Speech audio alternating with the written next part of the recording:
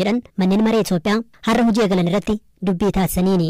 Walgahii ministeera muummee Abiy Ahmed argaman irratti kallattii mootummaa waggaa kanaa kan himan pirezidantiin Itoophiyaa waggaa darbe guddina dinagdee 7.5 galmaa'uu himani. Ta'us yaaddoon nageenyaa jireenyi mi'aawuu fi seera maleessummaan hawaasa rakkoo keessa buusuu ibsani. Akka waliigalaatti Itoophiyaan addunyaa biratti wantoota fakkeenya ishee taasisan jiraatanis waan itti walii gallu garuu ijaaruu dadhabne jechuun ibsan.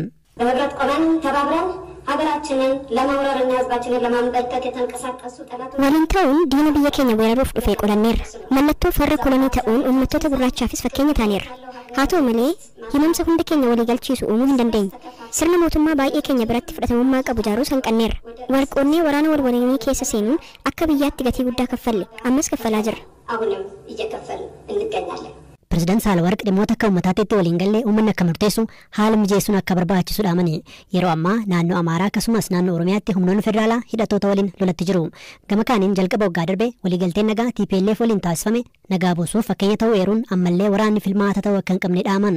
ተነጋግረን ባንግባባ እንኳን ጦርነት አማራጭ ሆኖ መቅረብ የለበትም። Osoo mallee dubbannee walii galuu dhabne waraanni filmaata ta'uu hin qabu. Darreen waraanaatti kan mo'atu tokkodha. Mariin garuu hundatu injifata. Walitti bu'iinsa bakkeewwan adda addaatti mudatan dhaabsisuuf karaa nagaan caalaa filmaatni biraa akka hin jirre hubachuu qabna. Mariin falmii fi waliigalteen eenyummaa dhaloota lammiilee Itoophiyaa ammaa ta'uu qaba. Fedhii ofii humnaan raawwachiisuun maal akka fakkaatu barootaaf agarreerra. Injifannoo yeroof turu malee waara kan ta'e yeroo fidu hin taajjabnu. Xiinsammuun loltummaa diina nutti dhufee qolachuun birmadummaa keenya kabachiisuuf baay'ee nu gargaareera. Sirna mootummaa qaroome ijaaruuf garuu nu hin gargaarre. Meeshaaleen sirna mootummaa qaroome ijaaruuf nu gargaaran dubbachuu, mari'achuu, falmii fi kennanii fudhachuudha. Sirna mootummaa qaroome ijaaruuf kan nu gargaaran keessaa tokko marii biyyaalessaa waan ta'eef hundi keenya waa'ee biyya keenyaa haa mari'annu. Yeroos dhaloota meeshaan osoo hin taane olaantummaa yaadaan amanu ijaaruu keenya addunyaan ragaa ba'a. Waggoota dheeraaf dippiloomatii ta'uun kan tajaajilan adde Saahilawarq kaleessi boriif danqaa uumuu hin qabu waan kaleessaa osoo hin taane waan borii irratti dalaguu qabna jechuun dubbatan. Dubbii isaanii har'aan irra deddeebiin dhimma rakkoo nageenyaa karaa nagaan furuu irratti xiyyeeffatan.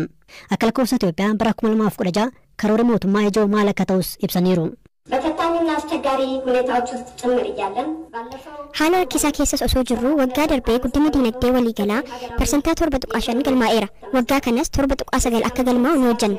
Bu'aawwan jajjabeessan akkanaa jiraatanis ammallee yaaddoon nageenyaa, qaala'insi jireenyaa, seera maleessummaa, saamichaa fi hojimaata badii uummata rakkoo keessa buusaniiru.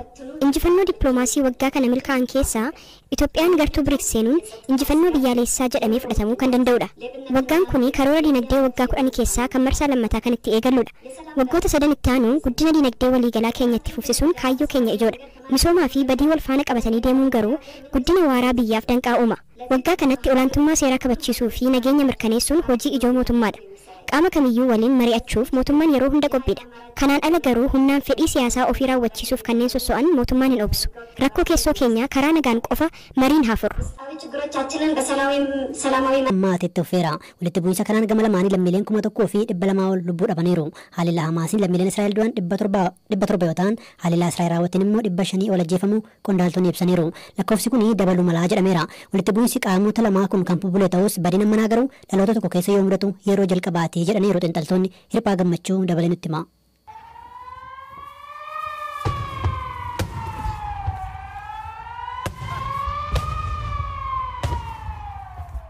Waggoota dheeraadhaaf Israa'el daangaa biyya ishee fi kutaa Filisxeem Gaazaa gidduu jiru cimsitee cuftee turte. Sanbata garuu daangaan cabuu hin dandeenye jedhamee yaadamu aleellaa tasagartuun Hamaas baneen qaawwaa akka qabu barameera. Sanbata barii aleellaa rokkeettii Gaazaa irraa dhukaafame Israa'el akka durii meeshaa ittisa rokkeettiin ofirraa ittisuu hin dandeenye. Sababiin isaas Hamaas si'a takkatti rokkeetota 1000 lakkaa'aman dhukaasuu hordofee humna meeshaa ittisaa Israa'elii ol ta'eera. Aleellaan kun kan yeroo biraarraa adda kan taasisu aleellaa hedduu qindoomina lafoo fi rokkeettiin taasifame ta'uu isaati. Hidhattoonni Hamaas bakki feestivaalli muuziqaa Israa'elootaatti gaggeeffamaa ture Sukot seenuudhaan namoota hedduu ajjeesuun kanneen biroo immoo butanii deemaniiru. Bakka feestivaala kanaatti reeffi namoota 260 ta'anii argamuu dhaabbanni lubbuu baraaru Zakaa jedhamu ibseera. Akka gabaasaalee biyyattiitti erga aleellaan Hamaas eegaliyaas yoo xiqqaate lammiileen Israa'el 700 ta'an ajjeefamaniiru.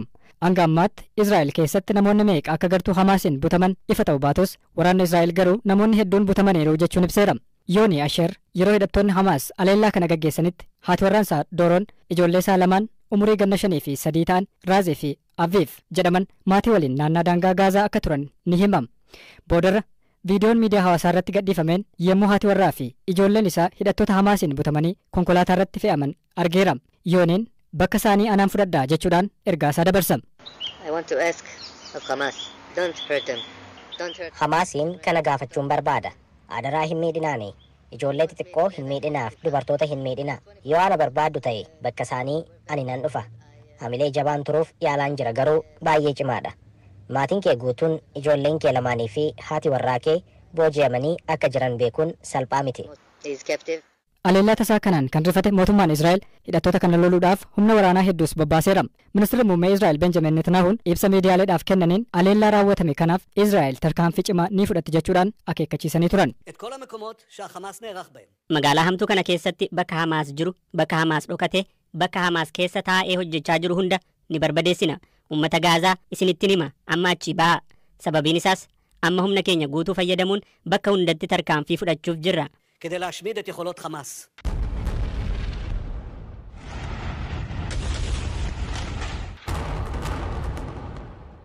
Israa'el aleellaa rokkeettii itti fufinsaan sanbataa eegaltee Gaazaa irratti gaggeessiteen lammiileen Filisxeem 511 ajjeefamanii 2570 kanneen ta'an ammoo madaa'uu isaanii ministeerri fayyaa Gaazaa ibseera. Aleellaa rokkeettii Israa'el gaggeessiteen Gaazaa keessatti namoonni 123,500 ta'an qe'ee isaaniirraa buqqa'uu dhaabbanni biyyoota gamtoomanii ibseera. Ministeerri ittisaa Israa'el daangaa Gaazaa guutummaatti cufuun tajaajilli nyaataa, bishaanii fi anniisaa elektirikii akka hin seenne ajajaniiru. Sabreen Abu Daaqaa aleellaa Israa'el Gaazaa irratti gaggeessiteen ijoollee ishii 3 lubbuun isaanii darbuu miidiyaa Rooyitersitti himteetti. Mana keessa utuu jirru sagalee dhageenye.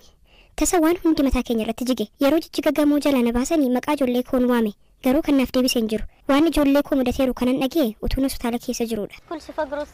Biyyoonni hedduun lammiilee isaanii Israa'el keessaa baasuu eegalaniiru. Aleellaa Hamaasiin lammiileen biyyoota adda addaa ajjeefamuun himamaa jira.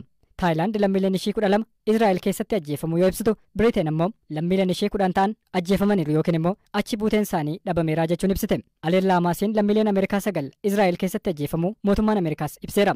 Lolli Israa'el fi Filisxeem gidduutti amma uumame biyyoonni deeggarsaa fi mormii isaanii biyyoota lamaan irratti dhiyeessuun wal qoodanii jiru. Ameerikaan guutummaan guututti akka Israa'elin deeggartu ibsuun humna waraanaa galaanaa ishees gara daangaa Gaazaatti erguu eegalteetti. Mootummaan Iraan hidhattoota Hamaas waliin hidhata akka hin qabne ibsus lammiilee Filisxeem garuu guutumaan guutuutti akka deeggaru ibseera. Kutaalee addunyaa garaagaraa keessatti namoonni hedduun kaan Filisxeem deeggaruun kaan ammoo Israa'el deeggaruudhaan hiriira ba'aa jiru. Ammaffaa barattoota akka guutuu biyyaatti qoraman keessaa kan qabxii walakkaa ol fidan 3.3 qofa ta'uu ministeera barnoota Itoophiyaa ibse. Piroofeesar Biraanuu Naggaa ibsaarra kennaniin akka ibsanitti kanneen qormaata qoraman barattoota 800 fi 45,000dha.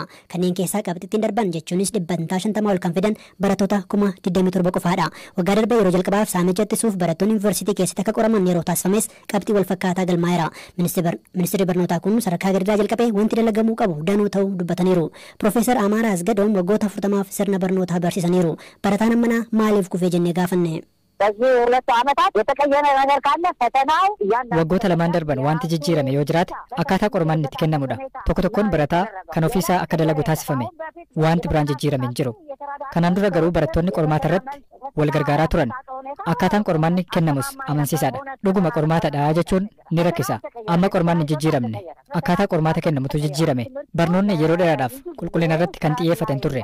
Sababii kanaaf barattoonni barumsa irraa beekumsa argataa turanii jechuun nama dhiba. Barataan amma jiru kan waggaa 10 yookiin immoo 20 dura turerraa adda yaada jedhu hin qabu. Barattoonni baay'een qormaata akka darban waan sammuu isaanii gabbisu kennuun ni gorfama ture. Haa ta'u malee imaammanni barnootaa baay'ina malee qulqullina irratti kan xiyyeeffatan turre. Rakkoon imaammata miti. Hanqina qulqullina barsiisotaa yookiin immoo hanqina kitaabaas miti. Rakkinni ijoon sirna barnootaati. Barataan barumsa kennamu hin fudhanne yookiin immoo hin barbaanne. Barumsi kennamu akka barataan jaalatu kan godhu miti. Barataan erga barumsa fixee booda kanneen qaxaran waraqaa isaa ilaalu malee ga'umsa isaanii ilaalani. Kanneen ga'umsa ilaalanii qaxaran baay'ee xiqqoodha. Barataan fedhii barnootaa osoo qabaate deeggarsi barsiisaallee hammana isa barbaachisuu dhiisuu mala. Digirii walitti qabuu malee nama beekumsa qabuuf hammana bakka kan kennamu natti hin fakkaatu. Tarii beekumsi mana barumsaa osoo hin taane bakka biraatii argamaa jedhanii amananii ta'a. Qorannoon kana dura taasifame barattoonni kutaa gadi aanu hammi dubbisuu isaanii xiqqaa ta'uu agarsiiseera. Qulqullinni barnootaa, ga'umsi barsiisotaa fi adeemsa baruu fi barsiisuu irrattis kanneen gaaffii dhiyeessan jiru. Waggoota 40 sirna barnootaa kan barsiisan Piroofeesar Amaaraa Asgadoomin qulqullina barnootaa mirkaneessuun eessatti eegaluu qaba jennee gaafanne. Yeroo baay'ee mootummaan adeemsaa fi galtee barnootaa fooyyessuu irratti xiyyeeffata. Garuu sirnichi hin dalagu. Barsiisaa leenjistus, kitaaba dhiyeessitus, adeemsa baruu fi barsiisuu fooyyessitus garuu hin dalagne. Mootummaan Itoophiyaas biyyoonni deeggarsa taasisanis kanarratti baasii guddaa baasan. Sababiin isaas sirni barnootaa jalqabumaa eegalee qulqullina barnootaaf kan dhaabbate ta'uu qaba. manneen barnootaa barataan tokkollee kan duraan kufne jiru. Kunneen kan eenyuti? Manneen barnootaa barataan baay'een kufe. Tarii kan hawaasni hiyyeessaa keessatti baratu ta'uu danda'a. Waggaa darbee yeroo jalqabaaf barattoonni digirii xumuran marti qormaata exit exam jedhamuu fi erga digirii xumuran booda akka fudhatan taasifameera. Haa ta'u malee garri caalu milkaa'uu